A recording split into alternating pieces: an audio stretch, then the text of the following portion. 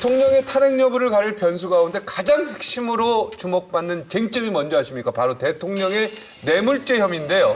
하지만 그러기 위해서는 입증해야 할 사실이 있습니다. 바로 최순실과의 공동 지갑 소유 혐의인데요.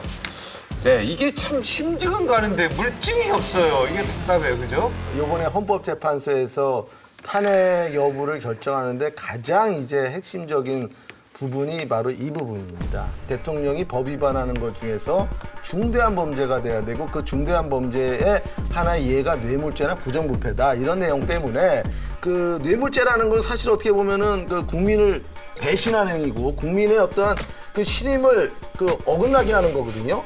근데 그 대통령이 443억 이거를 뇌물로 볼 것인지 또 이게 뇌물이 된다면 당연히 국민이 뒤통수를 치는 거죠. 문제는 뭐냐면은 이제 아까 박영커가 얘기했듯이 한지갑 공동체, 그러니까 경제 공동체 이론인데 대법원에서 여태껏 했던 판결의 내용을 보면은 사실 한지갑 공동체는 굉장히 그 까다로워요, 입증하기가. 근데 요번에 그 박영수 특검에서는 이거를 굉장히 입증을 자신은 하고 있는데 법리적으로 분명히 쟁점이 될 것 같아요, 이 부분이.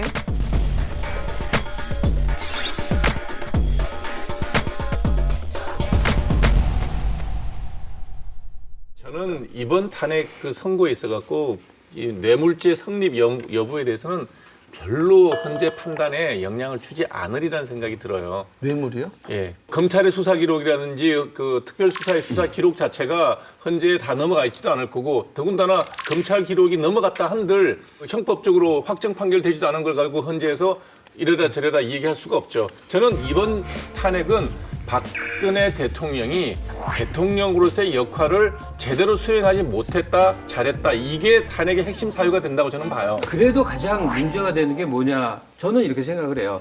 그야말로 국민 주권주의에 대한 중대한 위반이죠. 자기가 왕이면 주권을 갖고 있고 내 권력을 마음대로 할 수 있는지 모르지만 모든 권력은 국민으로부터 나온다. 국민들이 위임해 준 거예요. 근데 대통령 대리인단은 계속 주장하는 게 최순실 씨가 국정 운영이나 인사에 직접 개입한 일이 없고 소극적으로 연설문 조금 수정문 봐줬다 이거예요. 근데 정말 드러난 증거만 해도 어딘데. 근데 하여간 이 국회 측 소추위원들 하는 말은 대통령이 최순실에게 국정 운영을 능동적이고 적극적으로 개입하도록 허용했다 이렇게 돼 있습니다.